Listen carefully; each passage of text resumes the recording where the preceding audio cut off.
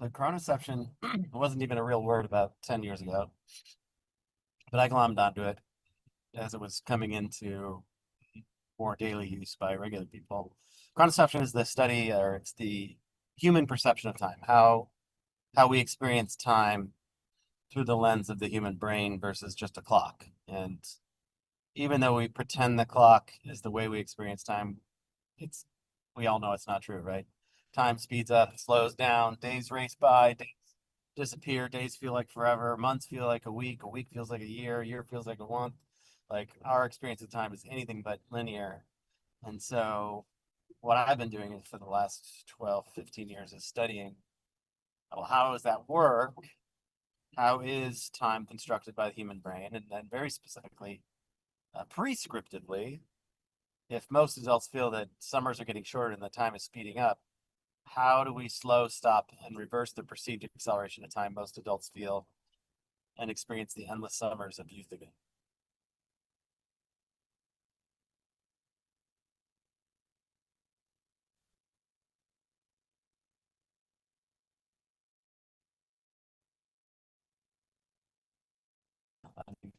Time speeds up the older we get, by and large.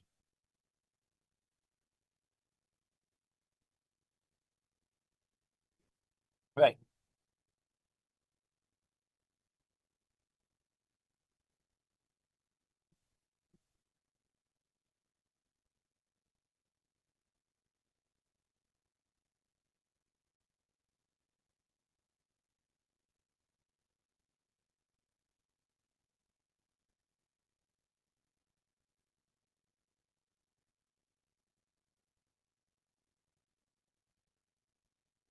The first book is a book of poetry about time. Second book is called Design for Strengths, and that's a story that encapsulates something called design thinking, which is a method of creative problem solving out of Stanford that I was fortunate to stumble through while I was in college, and specifically how I applied that process mindset of design thinking to the sport of speed skating when I entered my skating career. And so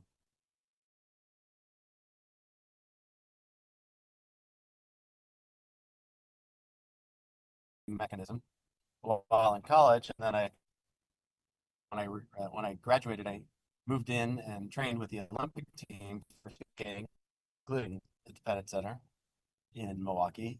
And the team put me on a program of fixing my weaknesses, which turns out are many and varied.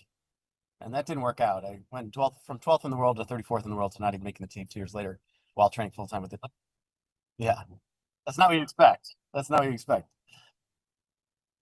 But I did anchor back to design thinking, the core question of which is if you are solving a problem, you're not seeing progress or success, you might be solving the wrong problem. Like that's the core of are you solving the right problem? And so I decided that fixing my weakness wasn't the problem I wanted to solve. I decided instead I would double down on my strengths. And so I quit the team, not the sport, started training on my own. And in my sport, hundreds or tenths of seconds determine first from second almost every time. So I trained for a year by myself. I show up to the exact same competition 1 year to the day later. I hadn't raced in between. In my first race back, broke the US record by nearly 5 seconds, broke the world record by a second, set every single US record back to back, and went on to win a silver medal that year, which is to say designing for your strengths is the way to go. And that's the title of the book. And that's the title of the book.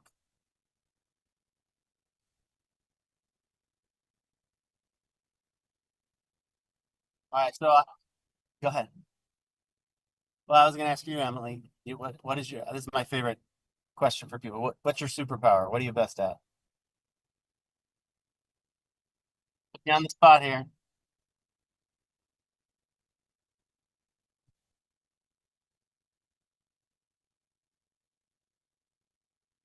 All right, you come back to me on it. Fine.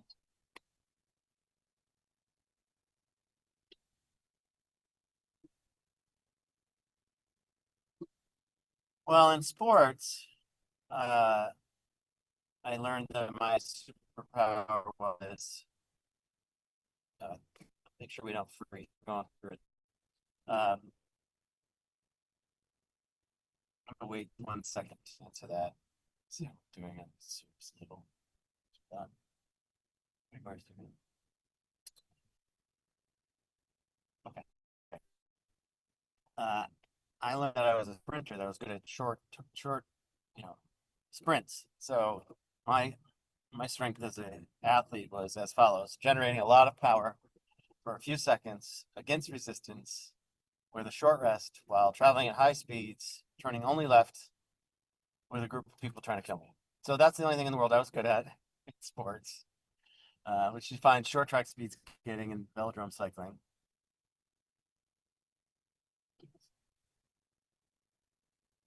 Uh, in I hope my superpower is taking complex research data information from disparate sources, consolidating it down to a simple group of metaphors and stories so that people can understand, react, and make positive change. So you can let me know if this.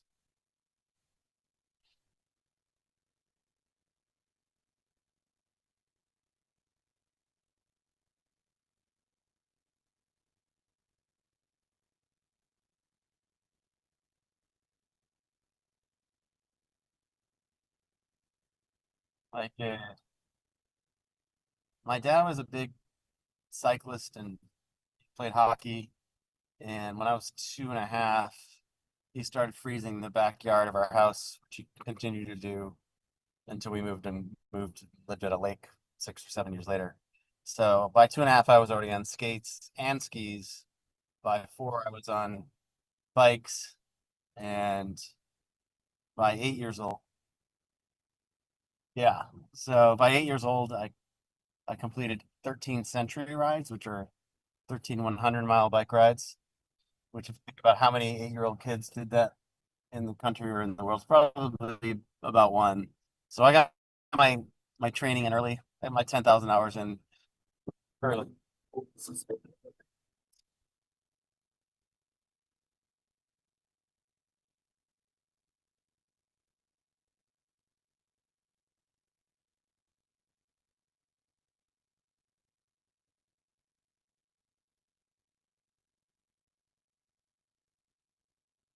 Yeah, I mean, I was pretty, despite, spending a lot of time on a bike and skates, I was a pretty normal kid. I don't think it registered that I could even try out, much less go to the Olympics until I was well, when I was 15, I managed to make what they call the world team, which is the Olympic team in a non-Olympic year for speed skate as the youngest member of an all-adult team. And the same year, I made the world cycling team. So I went from sort of doing fine on a regional and state level to competing at an international level in two sports all in the same year. So that was probably the first year I had a glimpse of, okay, maybe I could take this all the way to the Olympics. And, eventually did for speed skating. I got close with cycling, but didn't quite make it.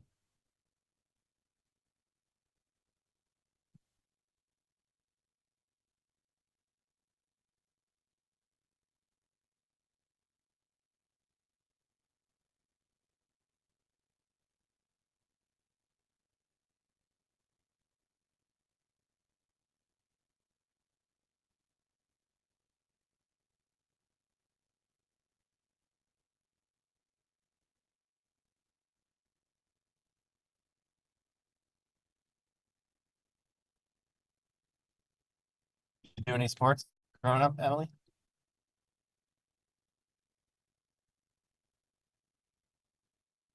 Yeah.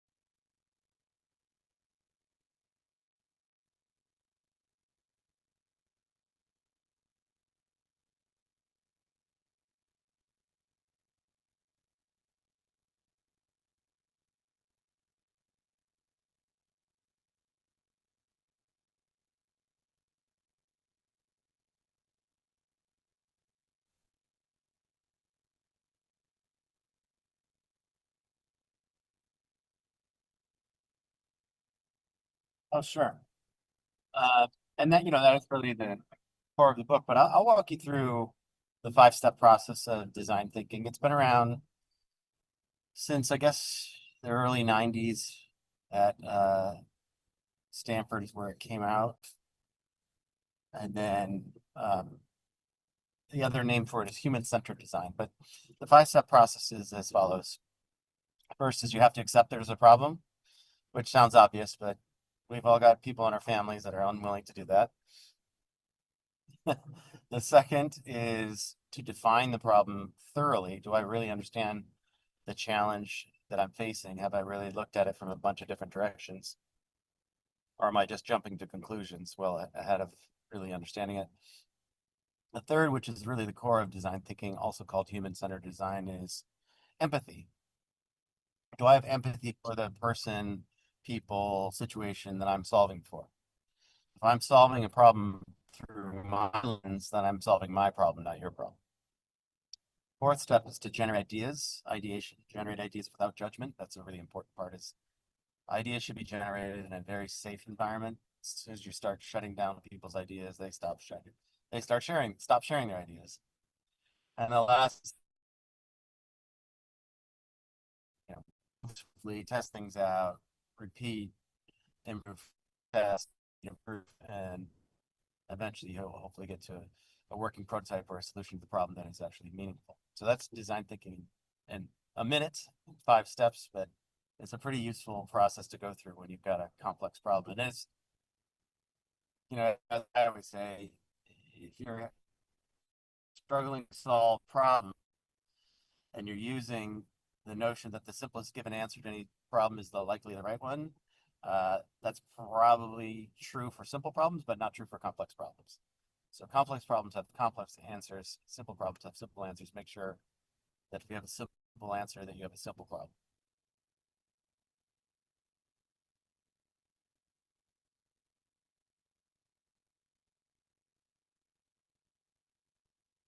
I am currently in a car headed from Las Vegas to Laguna Beach, California.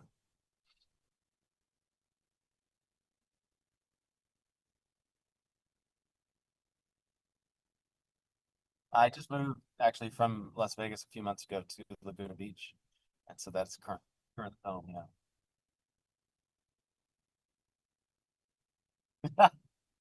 nothing. Suffering through the heat. Oh yeah, it's 110 already, and it's gonna get up to 117 today, I think. Yeah, pretty awful this time of year. I didn't mean to stay in Vegas. I came here during COVID, ended up staying for a few years. There's Las Vegas has some really amazing attributes, not the least of which is you're close to the Grand Canyon, Zion Canyon, Bryce Canyon, Death Valley, Mojave Desert, like Joshua Tree. There's so many natural wonders within a short drive that it's a great jumping off point for exploring. But it's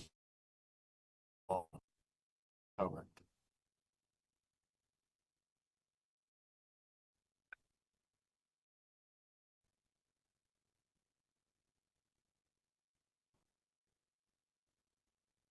So I lived in Training Milwaukee for uh, mostly for 8 years. We 1 year we trained in Germany. 1 year we trained in Lake Placid, but most years it was in Milwaukee. So that became home for a while. And after I retired, had to get a job or an actual job, and so I moved actually to Arizona, lived there for a few years, moved back to Wisconsin, to Madison, lived there for a few years, and then I lived for about a year in Chicago before moving to Vegas during COVID, and then I moved to Laguna Beach just 3 months ago. Luck.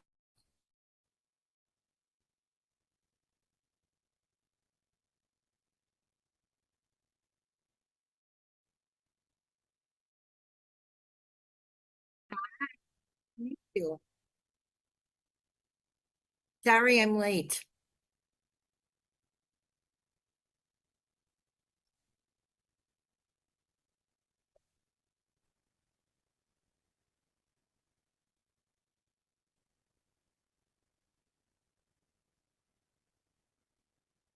Wow. I'm sorry I missed your story. I want to hear. We'll have Oh, to yeah. get together. So where do you live now, John? I moved to Laguna Beach, California 3 months ago. Oh, beautiful. Laguna Beach is beautiful. I'm in Las Vegas, Nevada, Henderson. Oh, we're driving through Henderson right now. Are you really? Are you in Vegas now? Yeah, I'm passing yeah, what's that one called? Well, why don't you stop in South town Park. for a little while? We could meet. Next time I come here often. My girlfriend's family lives here, so yeah, I just moved from here, so we have lots of ties here. We're here every other week, it seems like. Yeah, we're passing South Point right now, and we're heading to Laguna, but I'm sure we'll be back in a week. Yeah, for sure. I'd love to meet you. And yeah, because I'm actually helping nonprofit. We just launching nonprofit TV Las Vegas, just being launched Okay, here. So it's a great way for great. nonprofits to be seen, getting, airtime, and I'm getting different venues to host it and businesses. So it's Yeah, it's it's phenomenal. I'm really excited about this opportunity to help nonprofits be heard. nice. Have you been in Vegas for a while? Since 2022, I moved from Chicago. Oh, I moved from Chicago in 2021. Really? Oh my gosh, we have a lot of common. Where did you live in Yeah, Chicago? I split time between River North downtown and Schaumburg. Oh my gosh. So I used to, when I was in Chicago, I had my own window treatment business. I did window treatments, draperies, and I worked Oh, with Walter E. Smith as one of the head designers in Willowbrook, in Oakbrook at the flagship store. yeah. Did you ever shop at Walter E. Smith? I passed it, but I don't think I ever went in. No, Yeah. Well, had you come in, we would have met sooner. that's true. Yeah, I was out in Oak Brook a lot when McDonald's used to have their headquarters there. Right, right. My son owns restaurants in Chicago. Oh yeah, anything I've heard of? Well, I don't know. Let's see. The 50/50 group, Roots Handmade Pizza, the Homestead. Uh, let's see. There's so many. Kinling Steakhouse in Willard Towers. It's right in Sears Tower, main steak restaurant. Let's see. Okay, I'm aware of it, but I haven't been. Okay. Yeah. He used to be the president of the restaurant board. He was Oh wow. very active during COVID, helping first responders. Uh, my son is quite an amazing owner. He Yeah. helps the community, helps nonprofits. So he did a lot during that time. Thank You God mentioned he's a survivor because so many restaurants closed down during COVID. It was really tough right. times. But Chicago is particularly rough. Chicago and New Yeah. York. So, In so fact, I you're was an in Chicago at the author. time. Yeah, go ahead. So what books have you written? I'm working on my third, but the first one was called The Time Manifesto. It's actually a poem about time. The second book, full-length book, is called Design for Strengths, Applying Design Thinking to Individual and Team Strengths. And we were just talking about that, Emily and I, a bit, but it anchors to a creative problem-solving framework out of Stanford.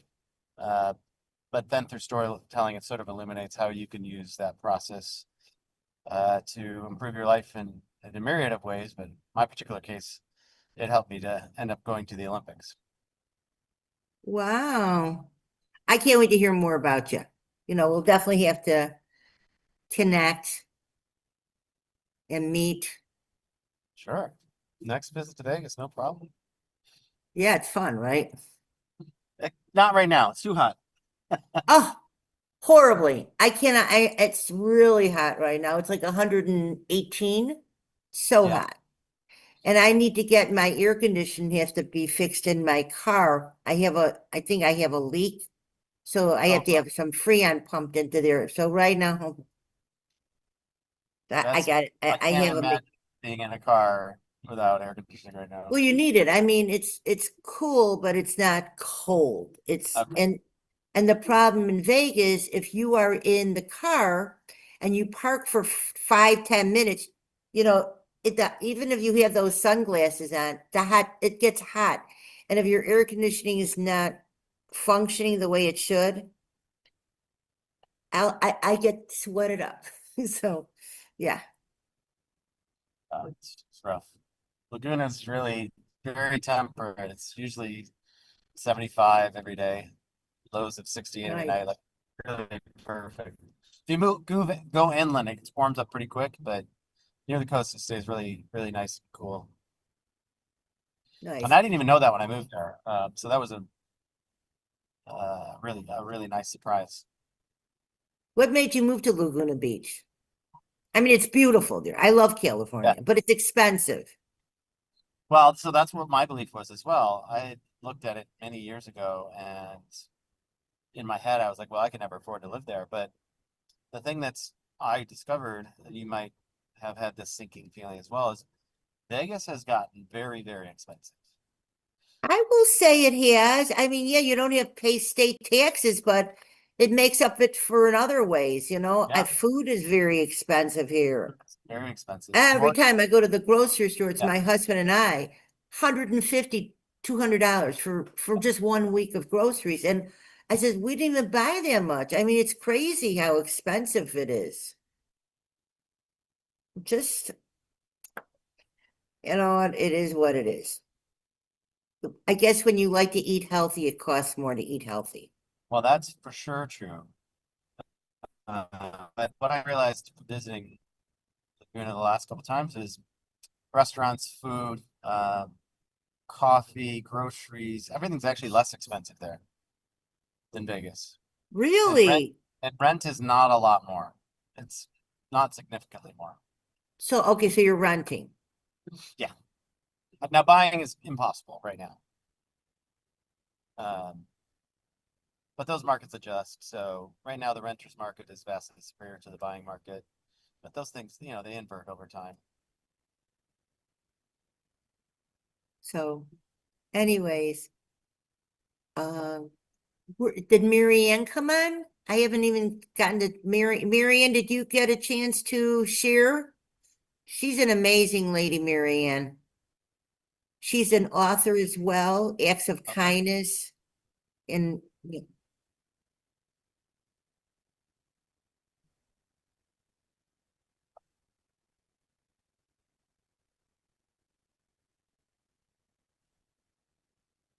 I'm a matchmaker, John. That's what you do?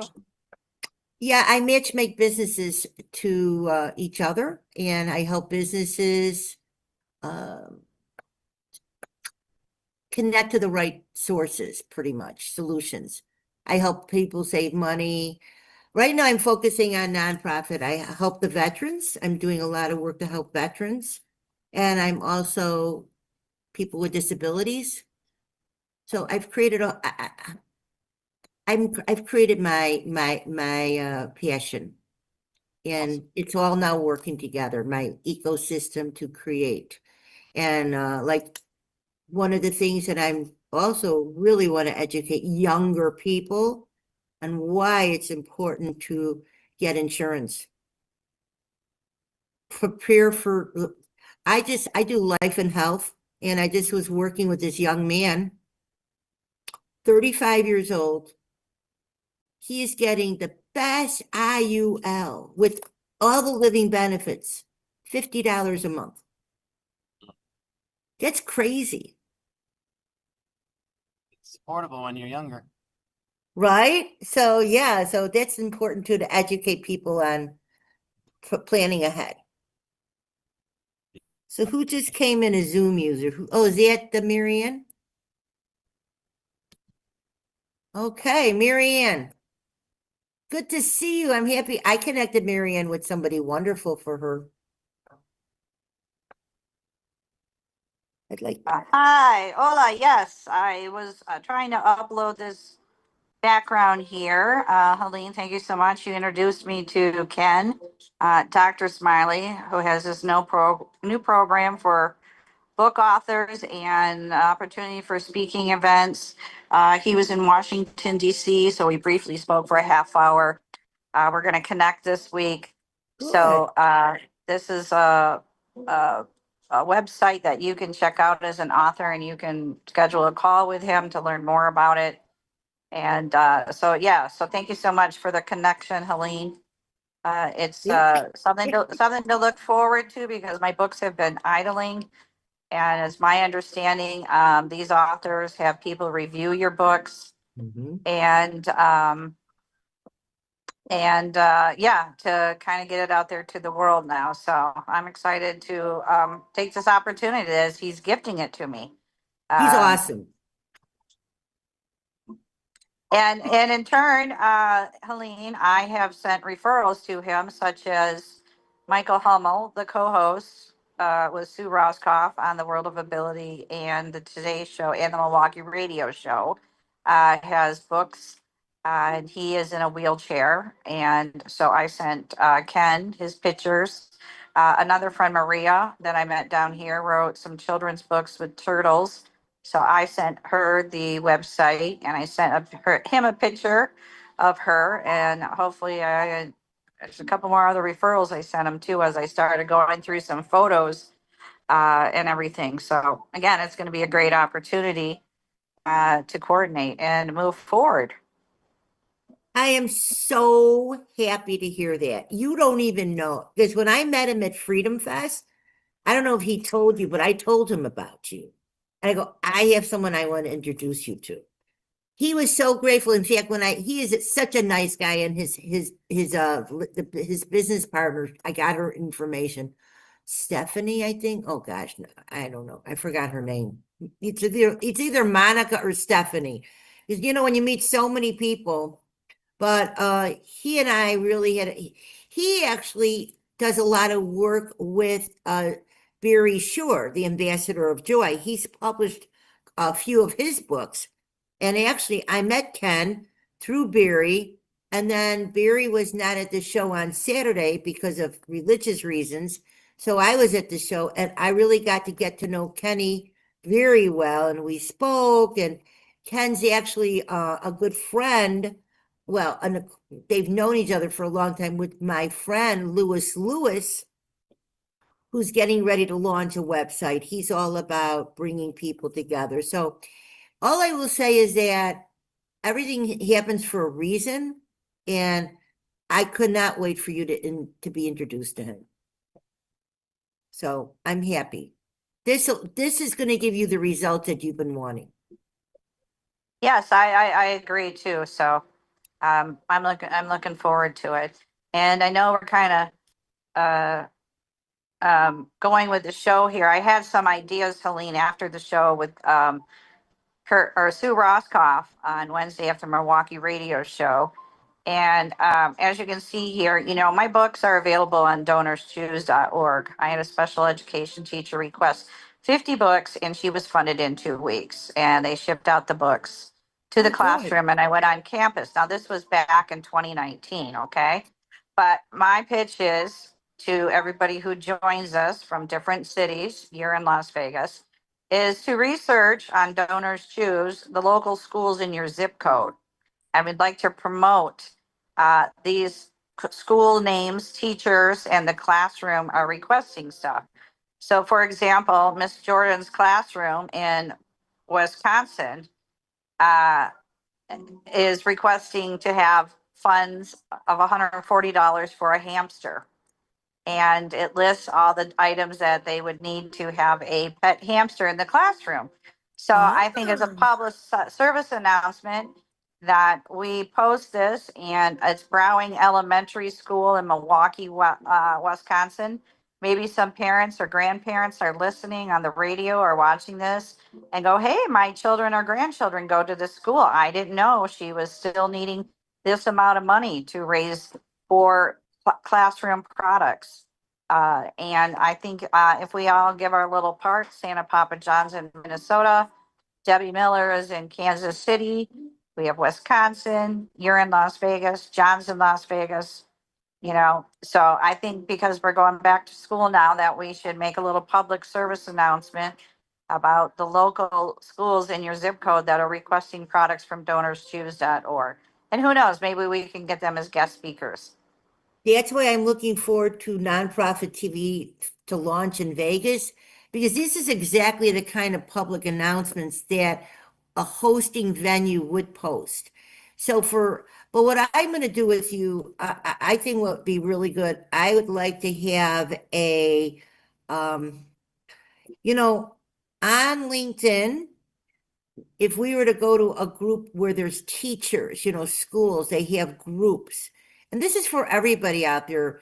There's a lot of different groups of different interests. So if you're in a certain profession, you could actually find a group that is suited to what you do, or who is your referral partner. So for Mary Ann, your referral partner would be schools, PTA, teachers, board meetings, because they would be doing fundraisers to enhance the books that you do. I mean, your books are just beautiful, great for kids, and it's a great fundraising tool as well. So, it's pretty much I call it a trifecta. It's a partnership of people creating 1 = 2 = 3. So and this is why Kenny for you is a great referral, because he does the shows and his passion is helping people. We're all here to help people. But your audience truly would be even possibly when they have, I would say the schools, I mean, libraries too, if they have the book signings or what they're featuring, but yeah. But it takes somebody to put forth, and that's why Ken is such a good fit, because he focuses on that full time. Okay, Emily, would you Yes. play the book trailer? John, have you ever seen Mary Ann's books of what she could I do? have not know. Well, you're in for a treat. Oh my goodness. So yeah. So I mean, even where you live, I mean, what she has going, and it's also our water. But her books just they're truly, it's the acts of kindness. It's all about kindness. Yeah, so the books are written for animation movies with sign language characters, which are 200 folk Manus puppet characters out of Emeryville, California. And they're hard of hearing, and they have sign language characters, learning the ASL finger spelling alphabet. And their first book is Underwater Acts of Kindness, and it's written for the Great Pacific Garbage Patch and dedicated to Boynton Slat. There's a garbage patch between Hawaii and California, and all this garbage is circling around. And these heroic marine characters are recruited by a sea turtle called the General of the New Earth Army to tackle the Great Pacific Garbage Patch between Hawaii and California. So, Emily, if you could be kind to play Underwater Acts of Kindness, What if since you could John help is save the ocean located off just of by California as well, he understands. And we also talk about hearing loss, because we have 500 million people worldwide with a hearing loss. We have millions of moms and dads coming home from being of service who can't hear their own children or grandchildren. So that was how the series started. I lived on a sailboat in Hawaii, oceanfront, and all this garbage was circulating. We lost you, I think.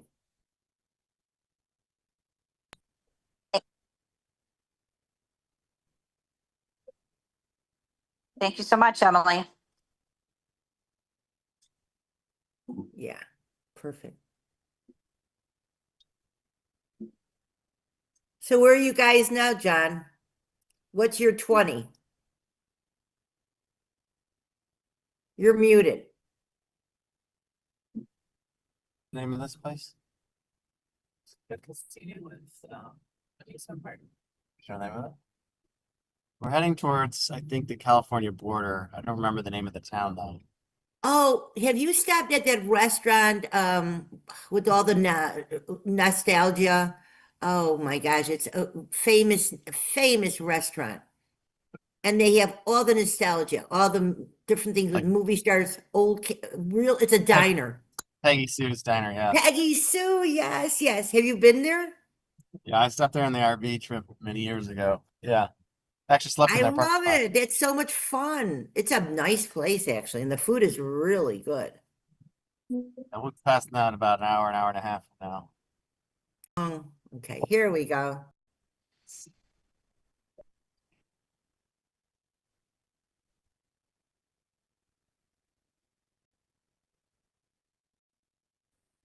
What if you could help save the ocean just by listening to a story? Set sail with underwater acts of kindness. Join Noah, the hard of hearing humpback whale, and his marine friends as they take on the Great Pacific Garbage Patch. On their journey between Hawaii and California, they discover an enormous pile of plastic, but with teamwork and courage, they plan to clean it up. With the guidance of Dog General of the New Earth Army, they rally ocean creatures and you to help restore our seas.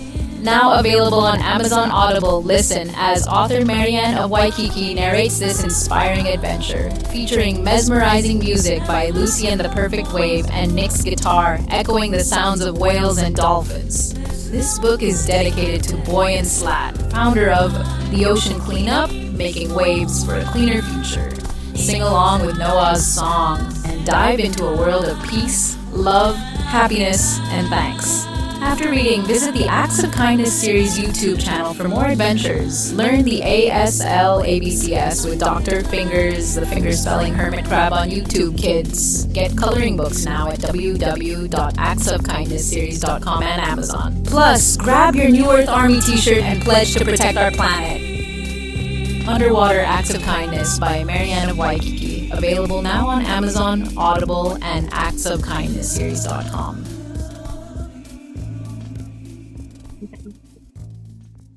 I love that. It's really cool. That is really cool, Marianne. Thank you. So we have applied for a San Francisco film grant between $5,000 and $25,000. They're offering grants for disabled, I don't want to say producers, authors, whatever. And we have applied. We hope to receive that $25,000 in October with Brennan Williams accepting it out of Prestige Media, who to help can we bring it into an animation movie. So that's my goal, has always been. Love it. So This is really awesome. Yeah, I haven't. Emily, would you please share the link of this trailer in the chat, please? yeah, they're all on the World of Ability Network. And also then I have YouTube Kids with the ASL fingerspelling alphabets with Dr. Fingers, the fingerspelling hermit crab, Eve, the fingerspelling bumblebee, and Chelsea, the courageous sign language chicken. So if Emily wants to play, if you guys want to watch another one, we have the 4 book trailers while we're here. We have time on our hands. Emily, if you want to showcase the other ones you have, that would be fantastic. This is, you know what? Every book tells a story. What was that song? Oh, God. And next week we will be doing the book launch with Santa Papa John on August 8th.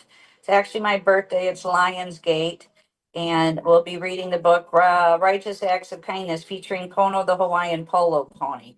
I'm traveling to Tucson and for business and medical. And I hope to meet Derek Espinaza, who has been on the World of Ability and the Happy Neighborhood projects during COVID. He was my tax attorney and he's in a wheelchair. So I hope that we have lunch on Saturday and be guest speakers on the World of Ability podcast. And Santa Papa John will read this 3rd book as we're doing every Saturday.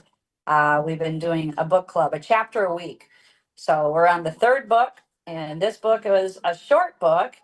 And Amazon came back and said, it's too short of a book. It's only 20 some pages and it needs to be, I think, 30 or whatever. Wow. So I had to add coloring pages of our self-portraits of Suzanne Sims, my writer, Lucy Lynch, Auntie Renee, and myself as well. So Emily, you have this video too. It's called Righteous Acts of Kindness, book trailer. And then I created Apple App games with counting in sign language numbers on the polo field.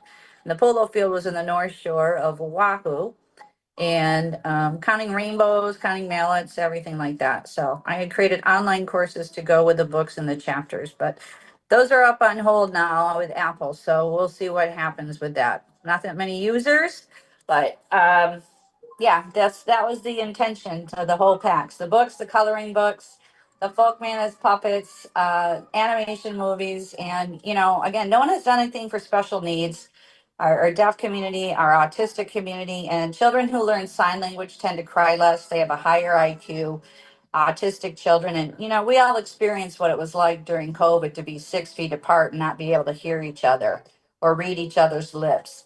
So imagine what's really going on. So by giving a total communication of, you know, sign language and finger spelling, alphabet, and numbers to our artistic community who is nonverbal, this would really, you know, lighten their eyes up, and, you know, parents too as well, by teaching baby sign language, teaching I'm thirsty, I'm hungry, change my diaper, mommy and daddy.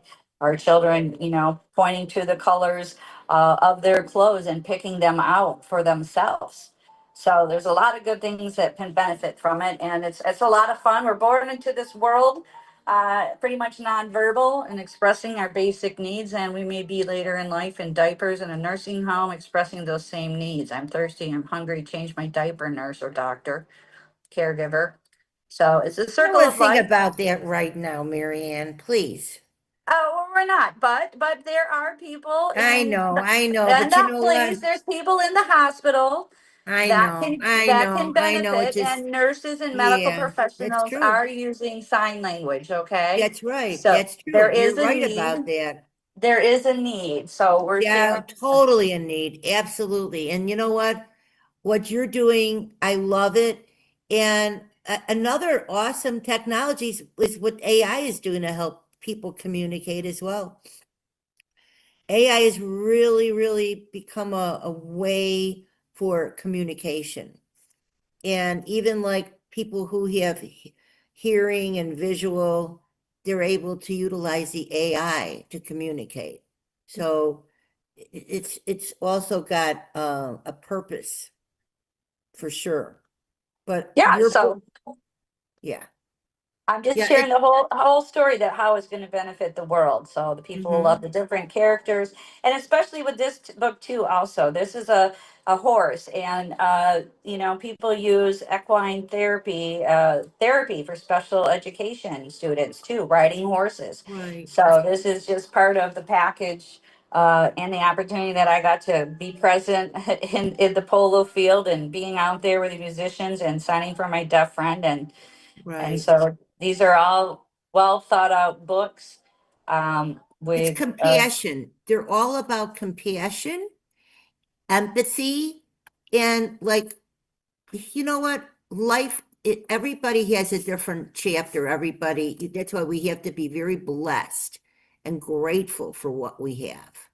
Not everybody has the same blessings, but whoever but for people who are that need a little more caring, we just always have to be compassionate and say we're here to help you. That's what it's truly, no matter what level, having people understand and be grateful to be there to help. They have to be compassionate to help each other. And what you've created, Marianne, is compassion and understanding for people who have special needs.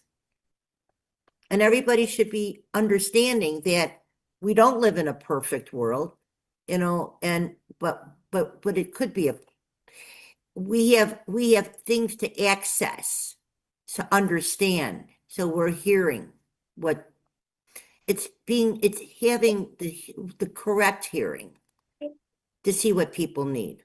And you do that with your books because it's showing a different mindset of helping others. So, you know, a lot of people are writing books about this and that. You're actually writing books about helping children, adults, others using sign language, which is amazing. In fact, I'm happy I'm seeing this because schools that are just, for disability. These are great books. Thank you. And this is what's happening around the world, okay? The garbage and ocean cleanup and bullying, and now the climate change that we dedicated to Leon McLaughlin Clean Water Foundation as well. We hope he joins us. He's bringing water units worldwide, and we dedicated that book to him as well. So these are all about global topics that are happening as well. Well, it's great. They're wonderful. So thank you again for introducing me to Ken, Dr. Smiley. I'm looking forward to our meetings and referrals to him and help other authors, artists to get on this platform. I wish he And was on the show right now. Can we send him a link? I wonder if he could join us. I don't know if he was, mentioned it to him. He said next week he would. He was traveling. So you could remind him if he'd like to come on. That's no problem. But I know for sure he said he'd like to be there next week. Just to maybe drop in and say hi. Okay, let's see here. Because he wants me on his TV show.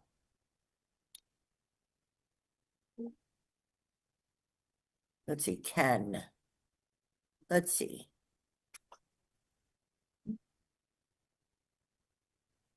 Okay. Okay. I'm sending him a text on our group.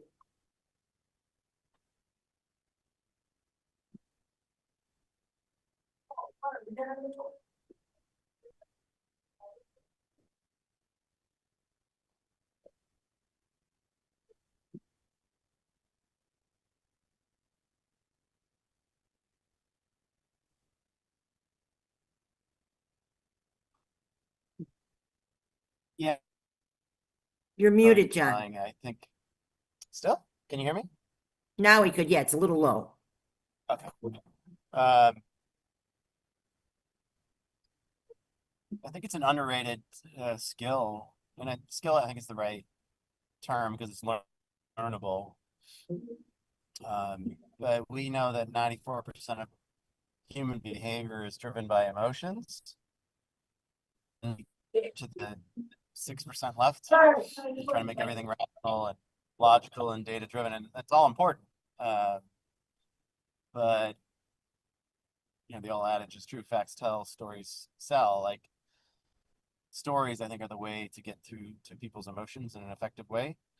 And so, if you can have a framework that's data driven and research backed, and fill in the gaps with stories, you get sort of the best of both worlds. You check the rational brain prefrontal cortex box, and then you also enlist the emotional response system of the audience or the people you're talking to. And when you can do that, you can help people elicit change in an hour.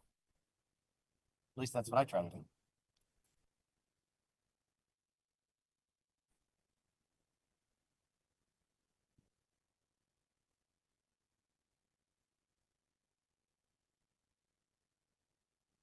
Almost all of my, so I speak for a living, and let's say all of my talks start with a data-driven framework, research-backed data-driven framework, but 90% of the talk is stories.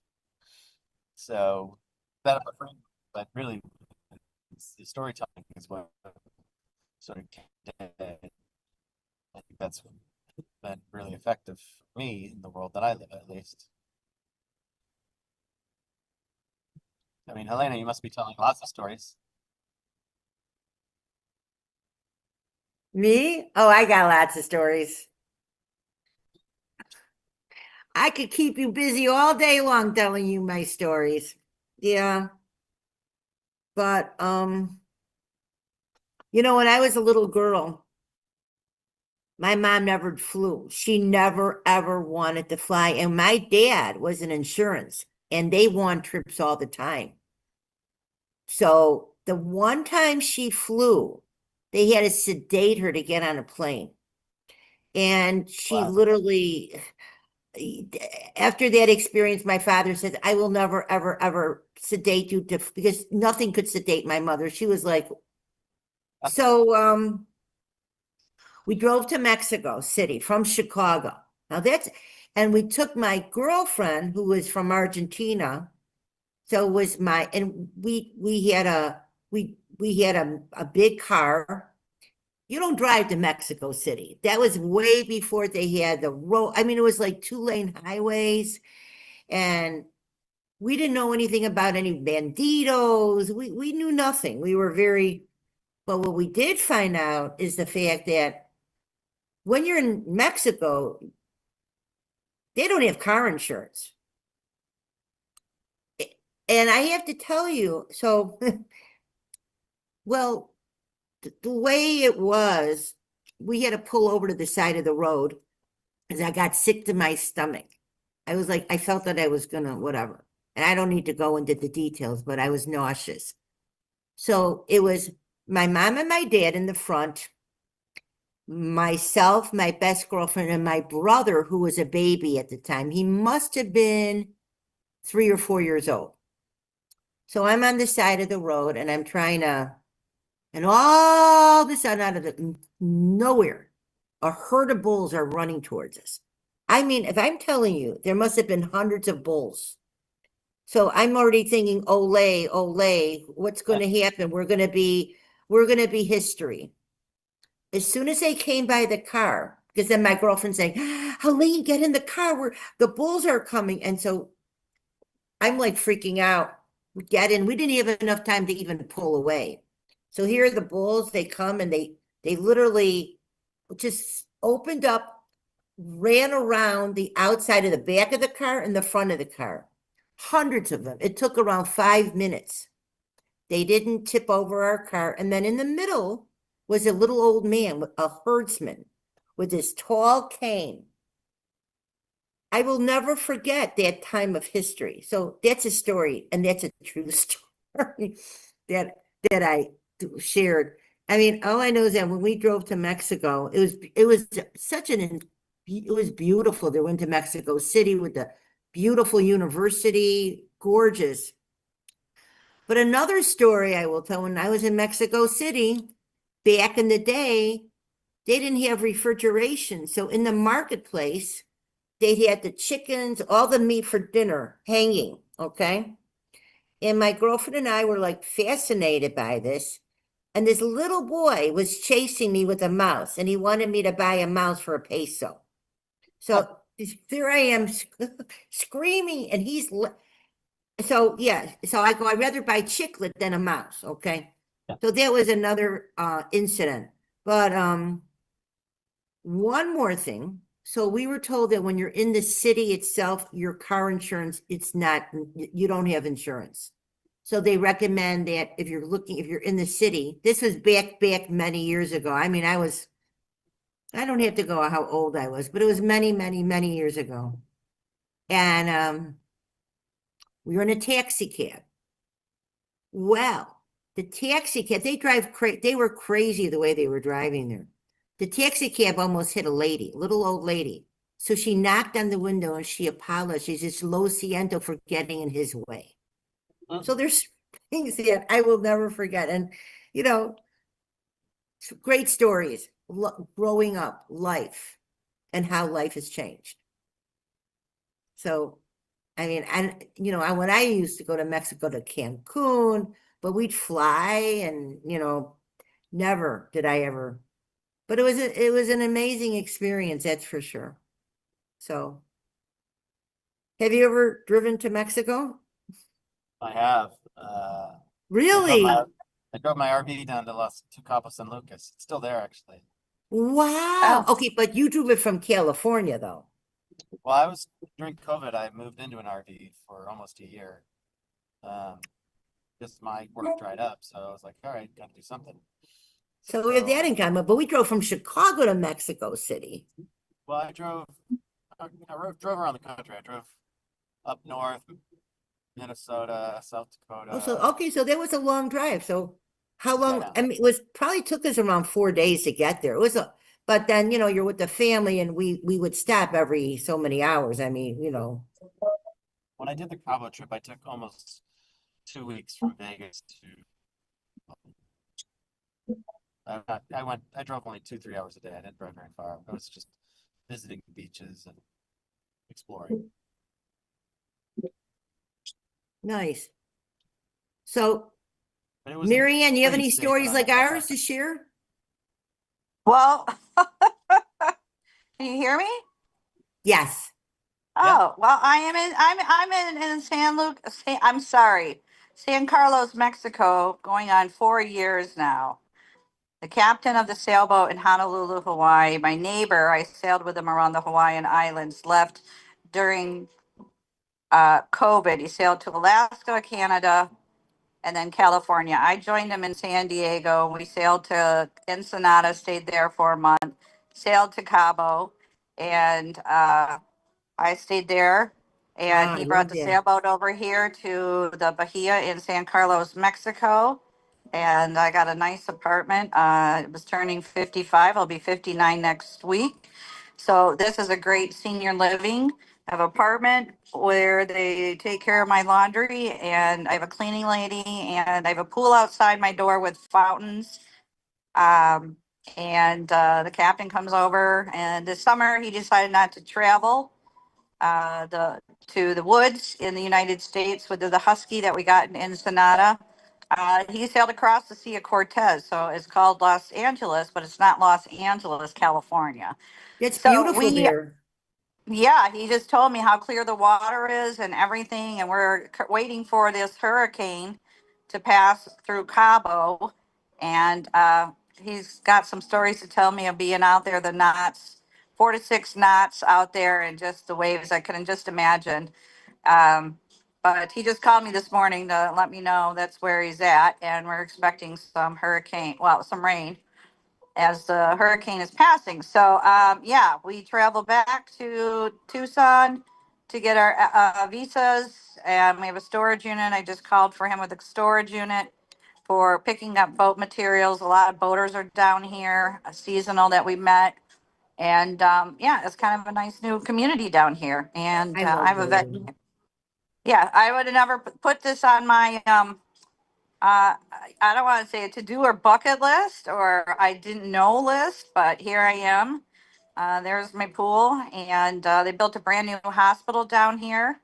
I had my eyelid surgery, which was they wanted $4,000 at the hospital, 350, and in Tucson, a doctor did it for 125. The dental is amazing. The fresh vegetables. And my writer, Suzanne Sims, relocated from Waikiki, Hawaii to Ahihi, Mexico, where the Unity Church Namaste is. That's where I met her, at the Unity Church of Hawaii.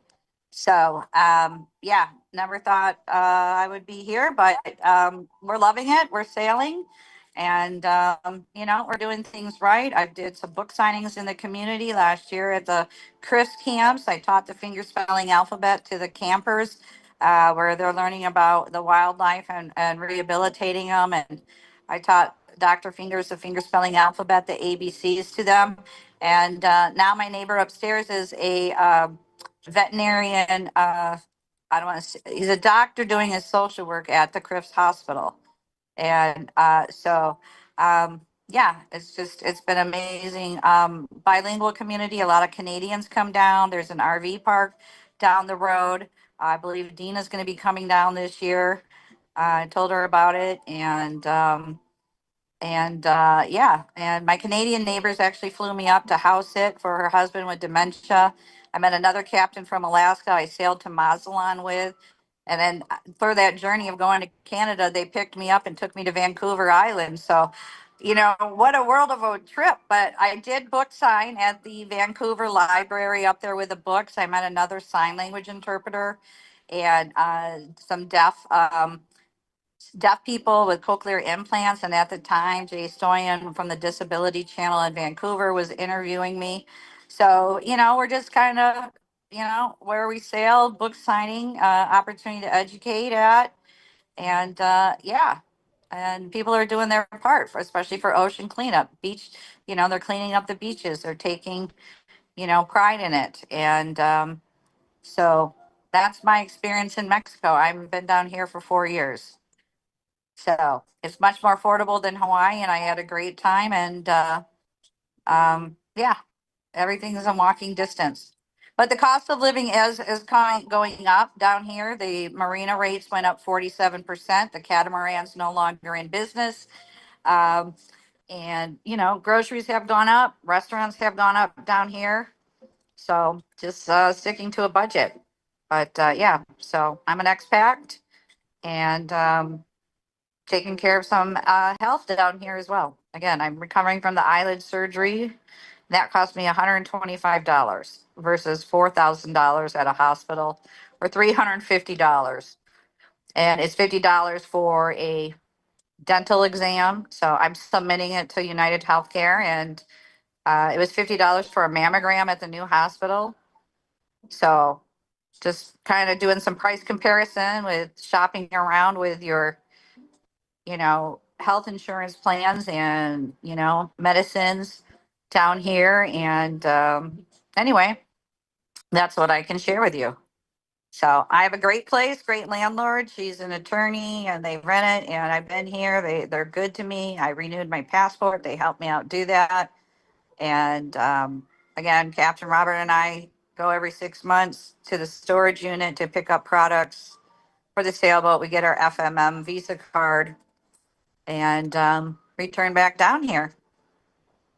And other people come down too. So it's becoming, I think, more known, and they're building more condos.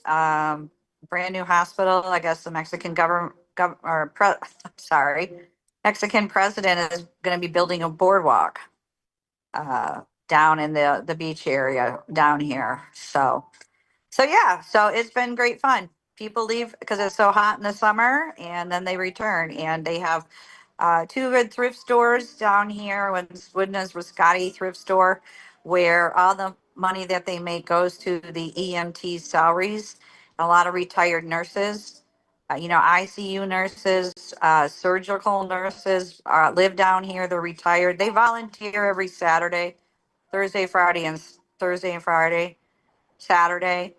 And another thrift store here, the money that you purchase stuff goes to the children's department.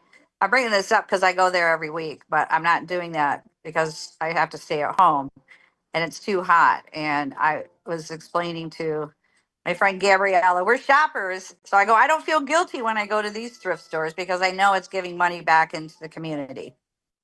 So that's what we kind of do. And then they have events, and Robert plays piano as well. So um, that's our experience of being bilingual and helping the community down here. And we hope to do something with Leon McLaughlin Clean Water Foundation as well. They have the Rotary Club down here, and they have the SBCA. So they have a lot of fundraising events. So every Anyways, I need to leave. I have a meeting that I'm headed for.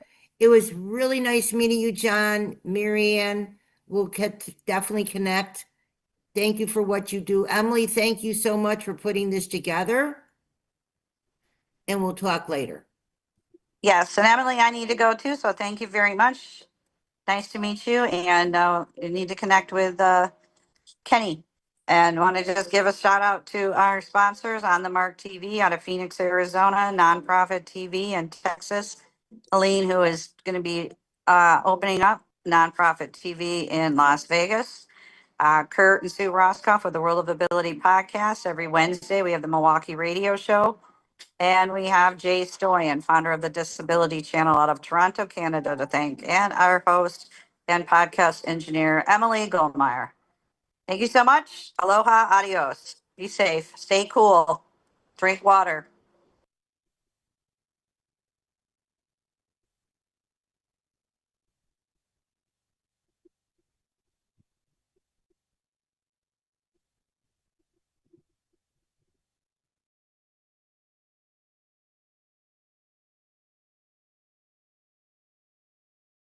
We're in California for sure, but that's the desert part.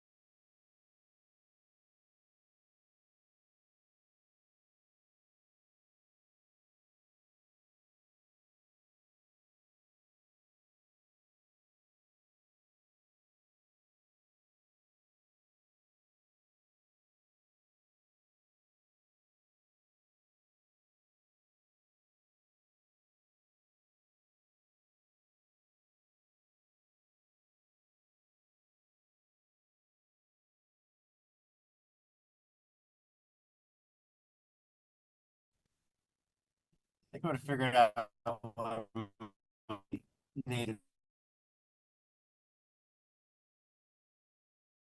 money to figure out what I was good at. So I was training the wrong way. I was studying the wrong. Eventually changed majors. Eventually switched training mechanisms, but uh,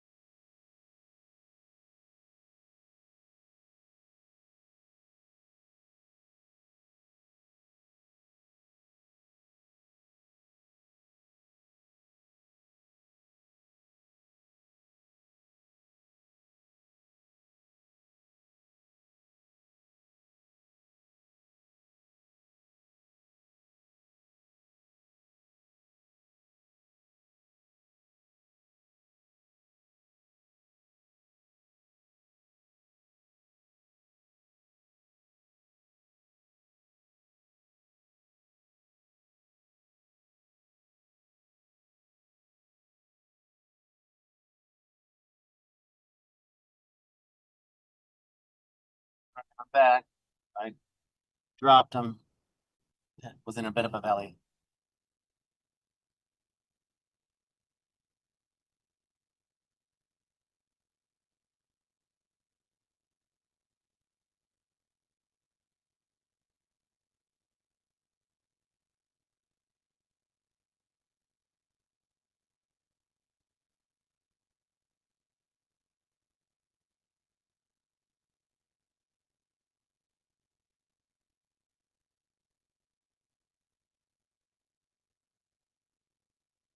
Well, my focus now for my next book, and I think it's sort of my life's work, is understanding how the human brain constructs time, processes time, remembers time, and I hope 5 years from now, the word chronoception is as popular as biohacking or cryptocurrency or you name a catchphrase, because it's really important actually.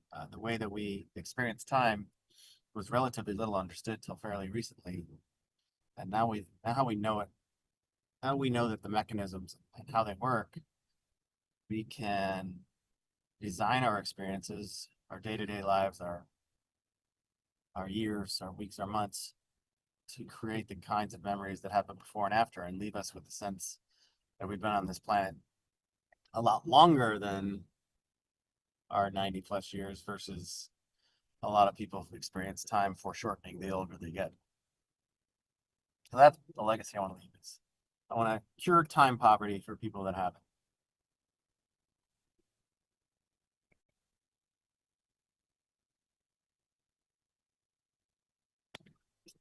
My favorite thing is I do really like standing on stage and giving a hopefully compelling talk to a receptive audience. And then maybe just as good or even better is talking with smart people in the room afterwards and hearing their stories and gathering further information. All of my talks are really built from conversation I have after a previous talk. So I enjoy those deep intellectual conversations or sometimes emotional conversations after a talk and building new thoughts and frameworks around how to think about some seemingly intangible concepts like time and trying to make them tangible.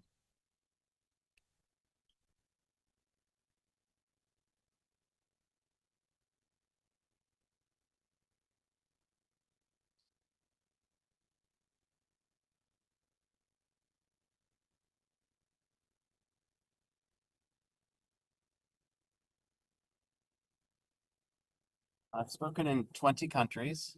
I used to spend a lot of time the last few years until last year in the Middle East. So I spent for like 3, 4 years. I was over there a month or two at a time. But now with the war and everything, I haven't been over since a year and a half ago, a year ago. Um, uh, most common, at least the most obvious, would be conferences. And I do speak at a decent amount of conferences, but it's not the majority of what I do. Big companies, they gather their workforce together for a meeting, and they want to bring in an outside speaker. A lot of those. But more recently, I've been speaking to and dealing with various organized groups like EO, which is Entrepreneurs Organization, YPO, which is Young Professionals Organization, Tiger 21, another organization around professionals, the Founders Club. These are all very successful, mostly entrepreneurs, not all, but mostly entrepreneurs that meet and gather, and they are particularly time starved running their own business. And so this message seems to really resonate with people that might be financially well off, but when it comes to their time capital, their currency for time, maybe not so much. And so I've really enjoyed helping some of these folks. They've been trading their time for money for their whole lives, but I help them figure out how to trade their money for time.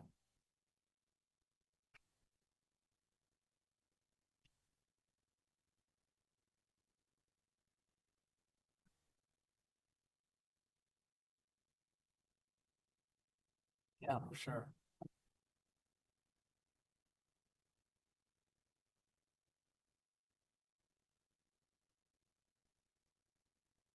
Uh, I do like entrepreneurs. They're the most curious, engaged, because they're always learning. You know, they have a lot of responsibility to constantly keep up and understand what's going on in the world. And so I find that they're particularly engaged when I get to speak to them. But I really actually enjoy all the groups I get to speak to. But I say entrepreneurs are probably the most engaging, maybe the most fun as well. High energy people.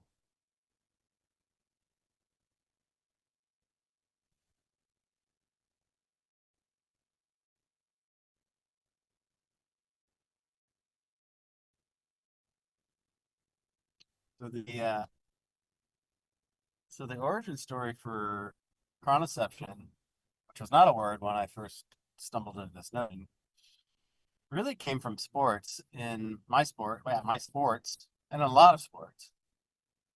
The difference between gold medal, silver medal, or even standing on the podium, or not even making a team, frankly, is a very small and can really fundamentally change as an athlete. Or not small increment of time. Did you stand on the podium or not? That's a small increment of time. Did you get the gold medal or not? That's a small increment of time. So this notion that small increments of time can fundamentally change your future trajectory.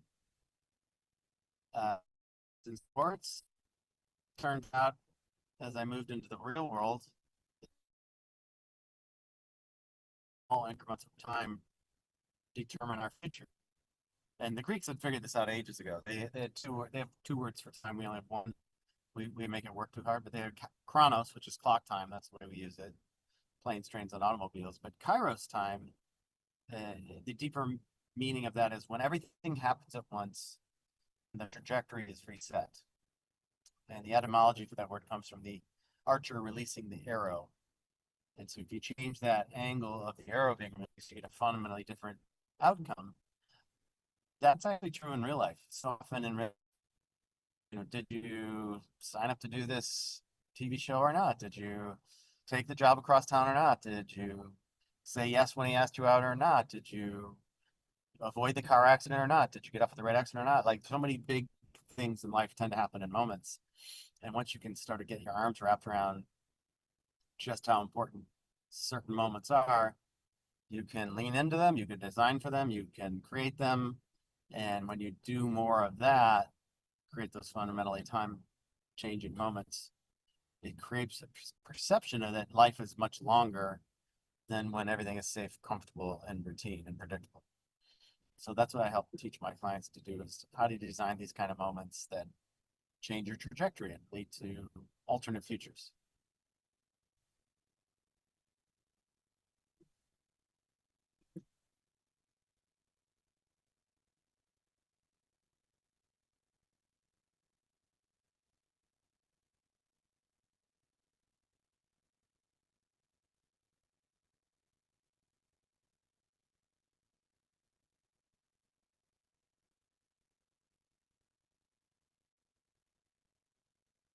Well, so when I get into the talk, one of the things I have to share with the audience is how memories are written, stored, and recalled, with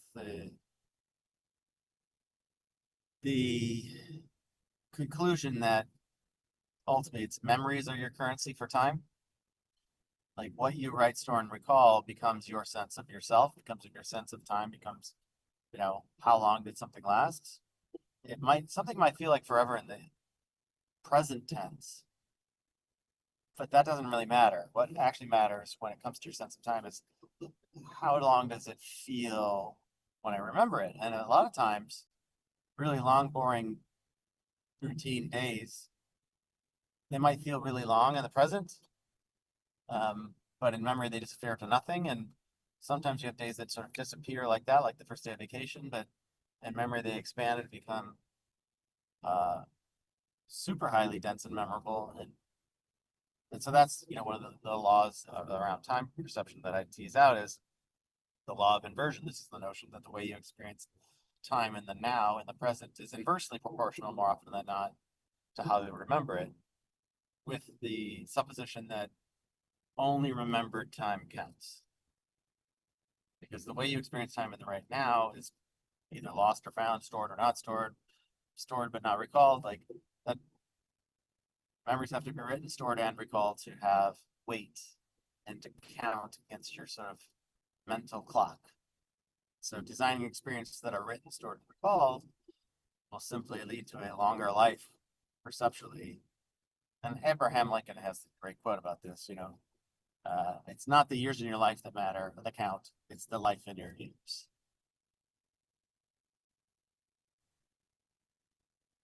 That's right. 100%.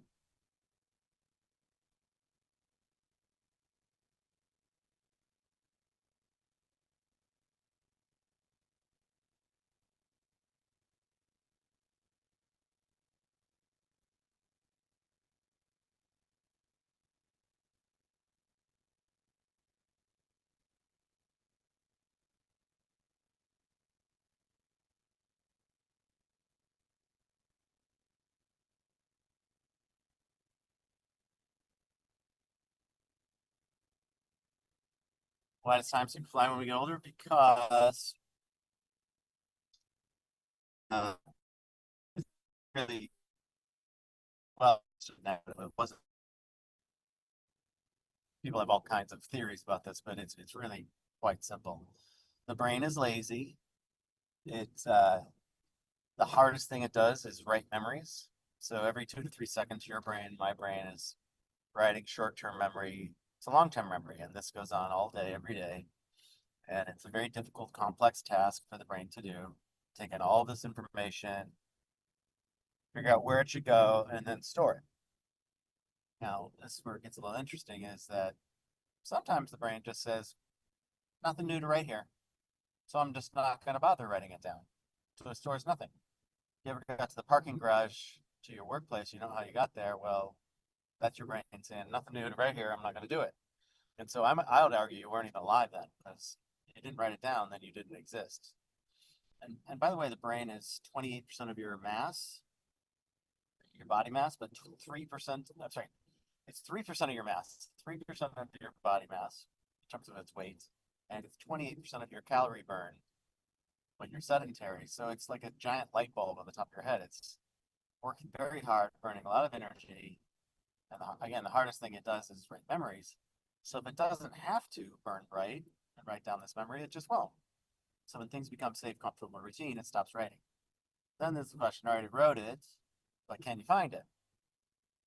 And so those memories are also not as useful when it comes to your temporal perspective and your sense of how long you're alive. Because hidden memories or lost memories, all right, with a good hypnotherapist or the right scent or sound, sometimes you can find them and recall them, but those are also less useful when it comes to creating a mentally yardstick for time. But the kinds of memories we really want to create are those that are written, stored, and highly recallable, right there, available at your quickest wish. And the unfortunate part of these types of memories is our brain is really, really good at remembering two types of memories that are exact opposite.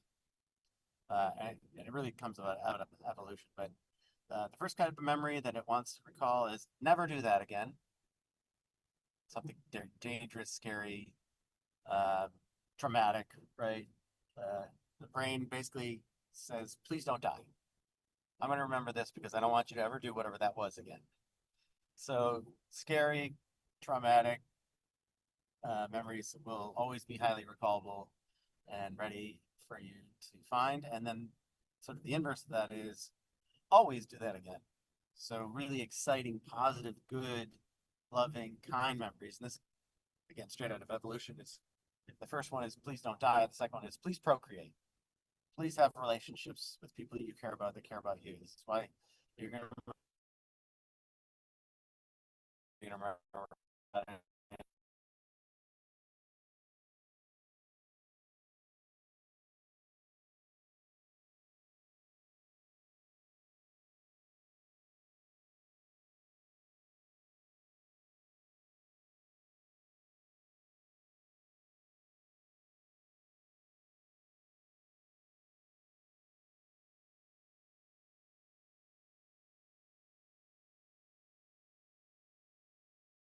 Overall experience.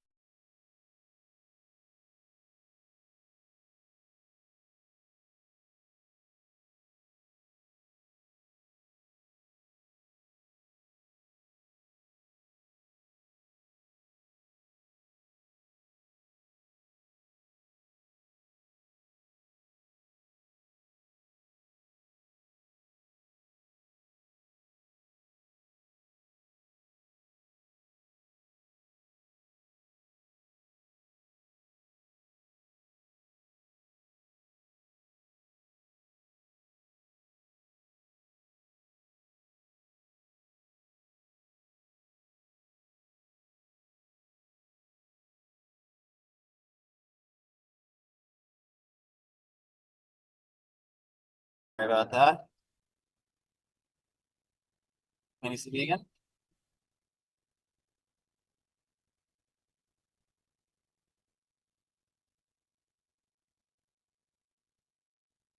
Um, my goal is to finish it by the end of the year, which means it'll be out sometime early to mid next year.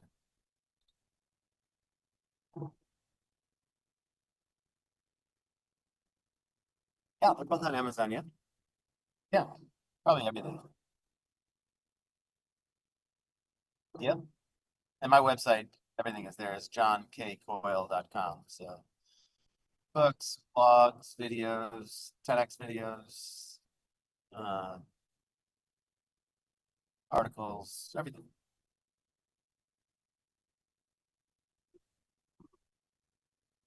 Let's see, the first one was on design for strengths. The second one was chronoception, the first talk on chronoception, and then the subsequent three to that have been variations of time perception, chronoception, time capital, how to invest time wisely, how to get the highest returns for your investment of time, things like that. So the last four really have been really all around that. Maybe I did one on resiliency. So how to be resilient facing stress.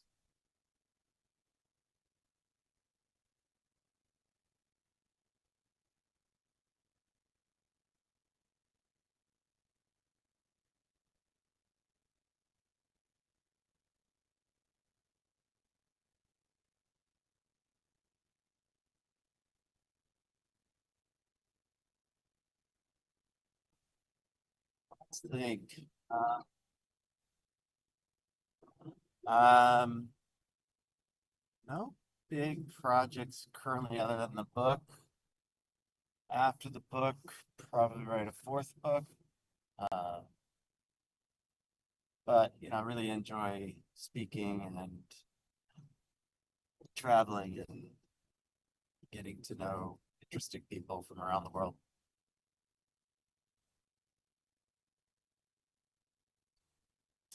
I would really like to go to Portugal. I've never been there. I've been to 76 countries, but I've never been to Australia.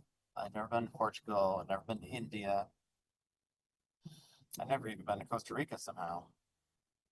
But one of my favorite places in the world is the country of Jordan, which is let's see, but they have the tons of Roman ruins in Amman, the capital. Then they have Petra, which most people will be familiar with, which is these amazing temples carved right into the sandstone of the cliffs there. And then they have a national preserve called Wadi Rum, which is one of the most spectacular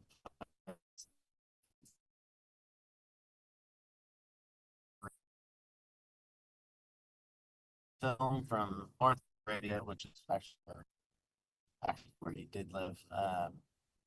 But in Dune, Star Wars, you name a movie with a wild-looking desert, that's going to be probably where it was filmed. It's a really spectacular place.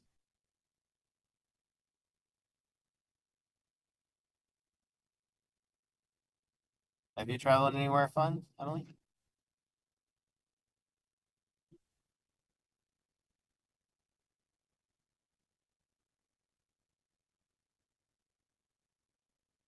Oh, nice. This year? Oh,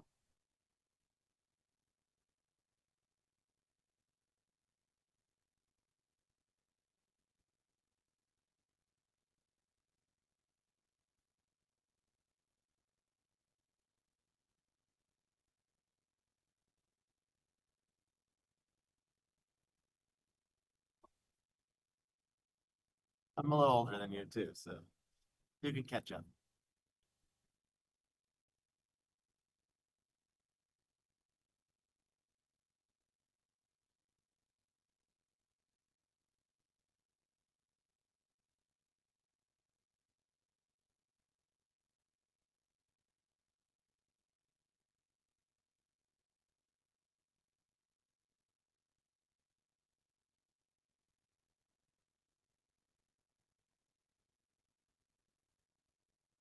In the middle of the desert now.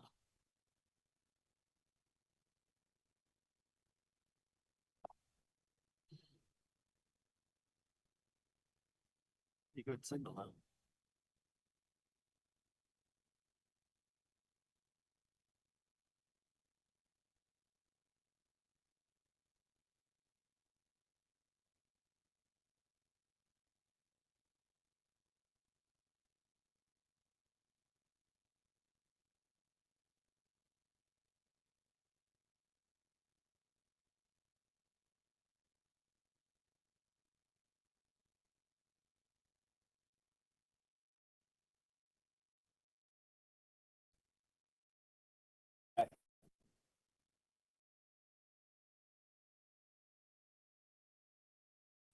The way the clock measures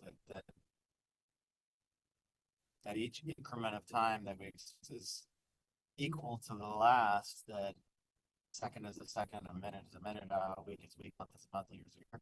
And if we don't experience time like that at all, the entire sort of sentence, which is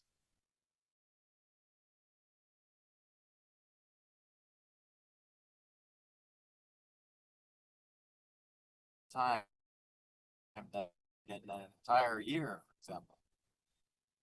And so create the kinds of where a day might be worth a month or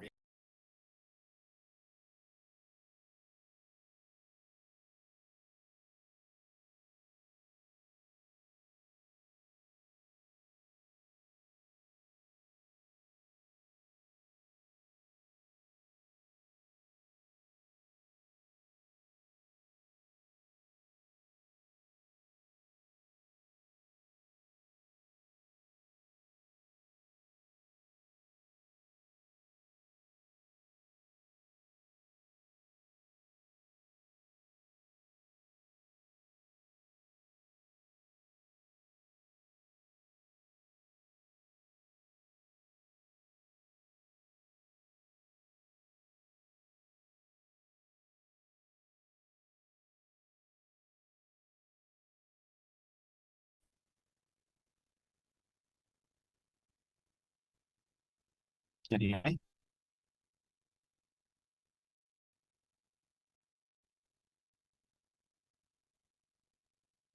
I think you're actually on mute now.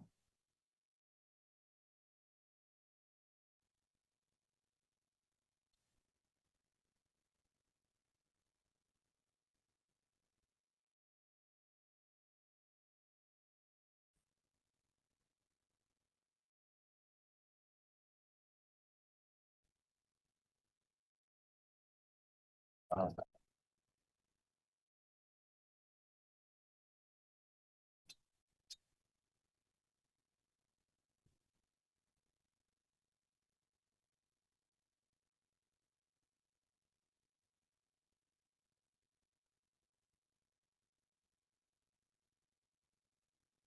what's something I would want to share other than the normal stuff? Is that what you said?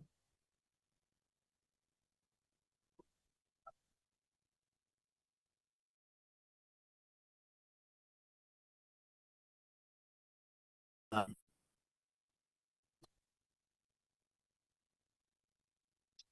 I think.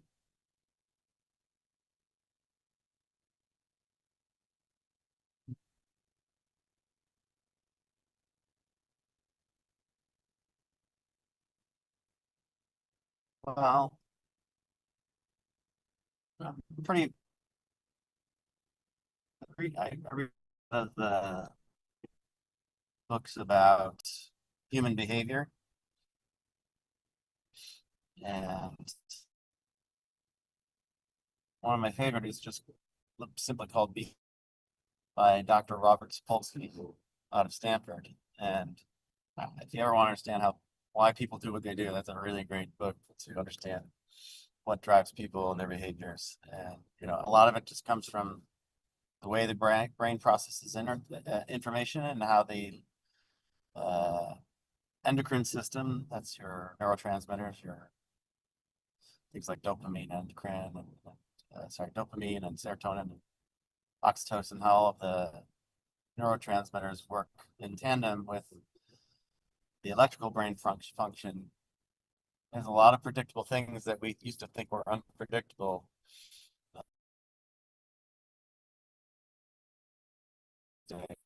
Every yourself saying, well, why did somebody do such and such?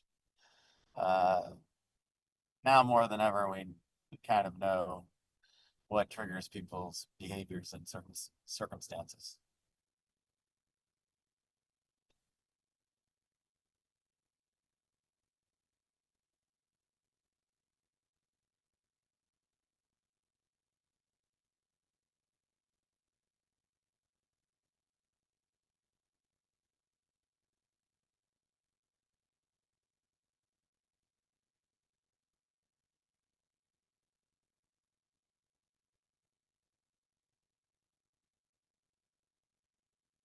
Can you say that once more? I'm so sorry.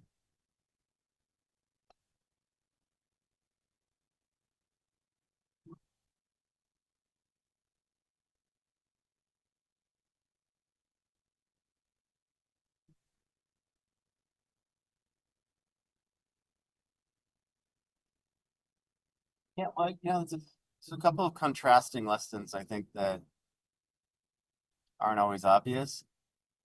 I mean, a lot of people that speak about sports performance, high performance, be it music, sports, business, the easy refrain, what you hear more often than not, is you got to persevere. You don't give up. You keep trying, and that's great advice until it's not. So, sort of the conflicting advice is yes, persevere, push through, work harder, don't give up easily, but also pay attention to the signals that the universe is giving you through feedback from others or your own body or your own wisdom or other people's wisdom and say, wait a minute, all right, I've been at this for a year or two. Is this the right path forward for me? And sometimes it's not.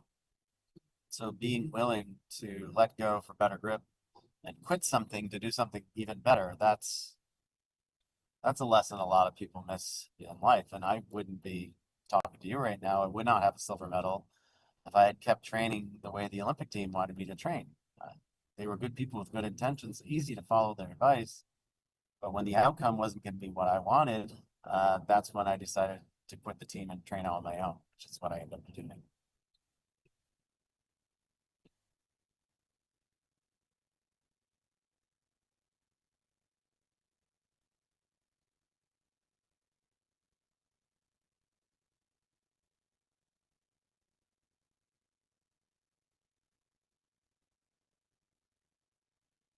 Okay.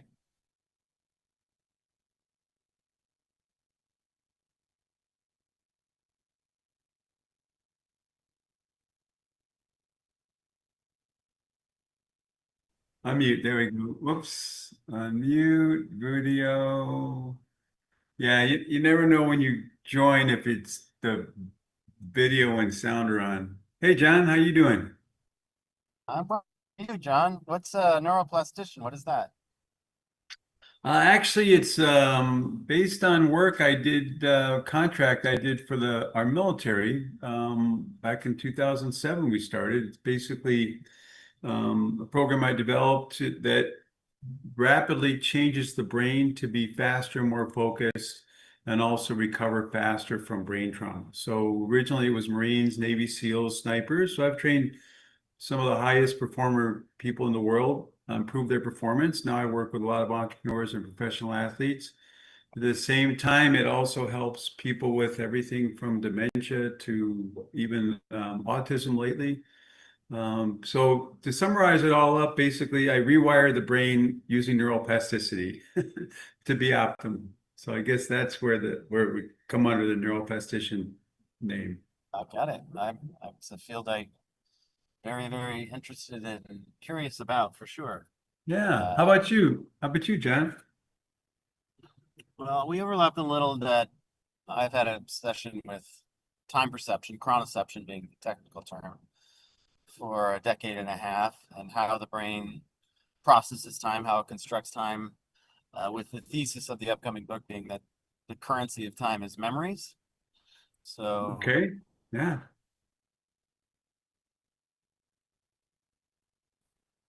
as Abraham Lincoln put it, it's not the years in your life that count, it's the life in your years. So I meant you actually froze for a little bit there. It sounded interesting. Oh. So the currency of time is memory. I love that. And how do you work with memory? Well, so the thesis of the upcoming book is that we can design our lives to write, store, and recall more memories, and on a fairly grand scale. And so if, X amount of memories equals a normal lifetime, if you can have X squared memories, you're going to have exponentially more perceptive life. Simple as that. Interesting. Yeah. And there's ways to do that. There's ways to trick the brain to do that. And the simplest, I was telling Emily, and I got cut off, is you kind of have to live life like an 8-year-old. There's a reason 8-year-olds write, store, and recall so many memories, because everything's new, scary, exciting, wonderful, terrible. They cry a lot. Everything's unique. They're highly emotionally resonant. They're physically active.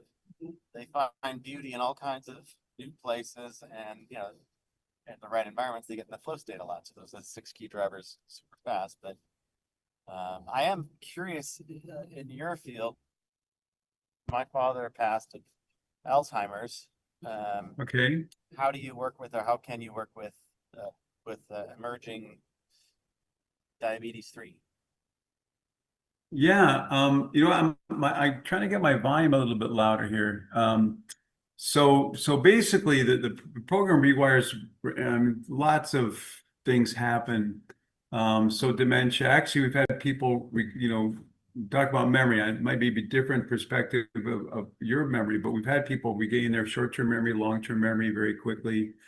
We flood the brain with, again, very simple exercises of 5. I like to say simple enough for a 5-year-old, but tough enough for Navy SEALs. So very simple, but we increase blood flow through the brain. So when we increase blood flow through the brain, a lot of memory loss has happened because the capillaries that feed the neurons have dried out. As we get older, that happens. So when we rejuvenate those capillaries, we re-energize those neurons and actually can create neurogenesis according to some of the neuroscientists that have helped me. So Alzheimer's, it's kind of a physical issue as well, but we can train the brain to rewire around damage, to really re-energize those connections that underlie memory, function, focus, all those kind of things. And going back to what you were talking about, I read about an experiment. I don't know if you've heard of it, that I thought was pretty interesting. The whole idea of extending life with memory, where they took older people, I guess they were in their 70s or 80s, and they put them in a long week. They took it to like a retreat, but everything on the walls, everything was where they were like when they were in their 30s, the younger ages. And so all the memories, all the pictures, everything was back when they were younger, and they actually physically got healthier. When they came out, they were healthier, right? I thought it was fascinating how, and going along with what you're saying, associating those memories to maybe the time of our life when those memories were more vibrant. Is that what you're talking about? So that's Ellen Langer's study, also her book called Counterclockwise, which is also going to be the name of my book, but that's okay. This was quite some time ago. But yeah, so I think that the learning from her study is that, we know key drivers of health span and lifespan, and not smoking, of course, better. Not being obese, better. Exercise, even better. Being social, even better. But according to a Yale study, which sort of corroborates the non-statistical study you referenced, because it was only like 9 or 11 men, I think. But Yale did a long-term study, a longitudinal study, statistically significant. And, I don't know how they control for various exogenous factors, but, what they concluded was that the most important driver of health span and lifespan is simply your perception of aging itself. Some people that felt younger were simply younger, and it's a placebo effect on like the grandest scale. If I think I'm old, I am. If I think I'm young, I am. Little Descartes. Yeah, the old saying, right? You're as young as you feel, or as young as you think you are, right? Yeah. So, wow. That's a great study. I got a question for you. Sure. We're running out of time here, but so I have an opinion on this, but I'm not going to share it because I'm probably wrong. But in the field, at least in the treatment care handbook for dementia, a lot of the conventional wisdom is to create a safe space where everything's in its place, minimize distractions, minimize intrusions, minimize change to routine. Yeah. So, what are your thoughts on that as a treatment protocol? It's like every program out there that if you want to improve your focus, remove your distractions, right? Well, this is a kind of thing that you can't. So we train the brain to be focused in distractions. We focus, so by training the brain to be more focused, think faster, make better decisions under stress, regardless of what the situation is, it's much more powerful than trying to control the environment. So now with whatever environment you're in, you're going to be able to perform better. I'd love to connect with you offline. If you got an email, I can send you a link, and I can actually even give you a demonstration of my program if you'd like, how it works. Yeah, I would definitely love that. You're gonna send me a link in the chat, maybe? Yeah. Here, let me do that. Let me I'll put my email there. Let me come over here and I'll put the link in. Let me waiting for it to come up here.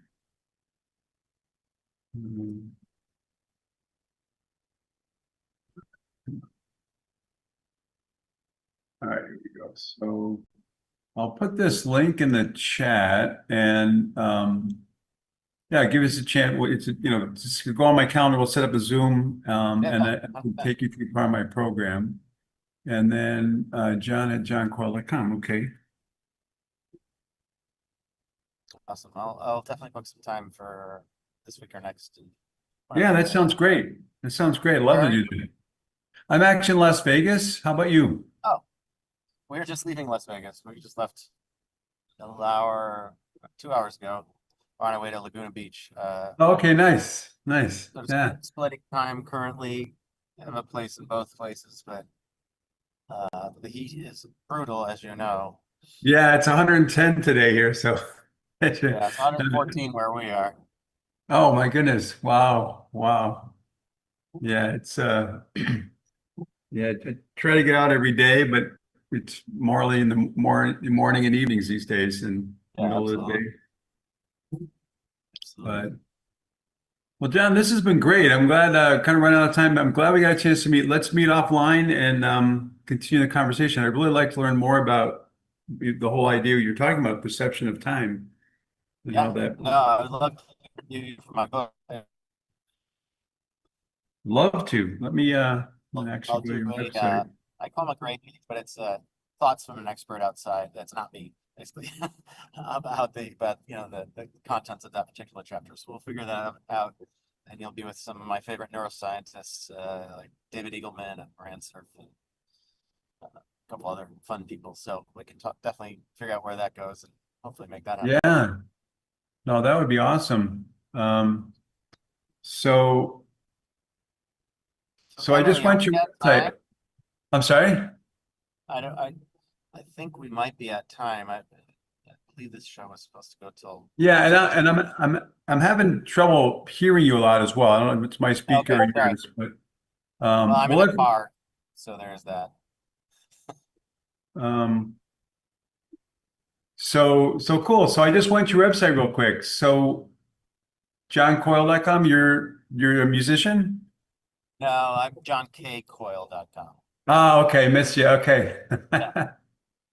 Okay, cool. I will well, I'll go through your website too, and yeah. Awesome. Well, Emily, I've got to sign off. Do you need anything else from me Yeah, before? no, yeah, thanks. Thanks, Emily.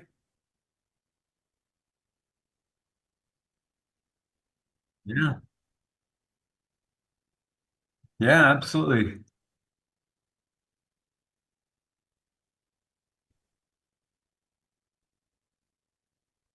Have a great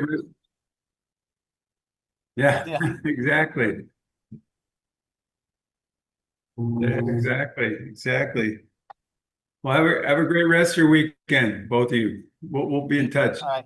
Talk to you Thanks a soon. lot. Bye. Thanks, Emily.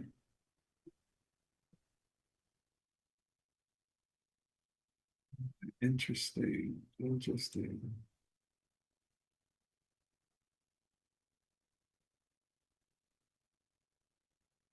It's good. Huh.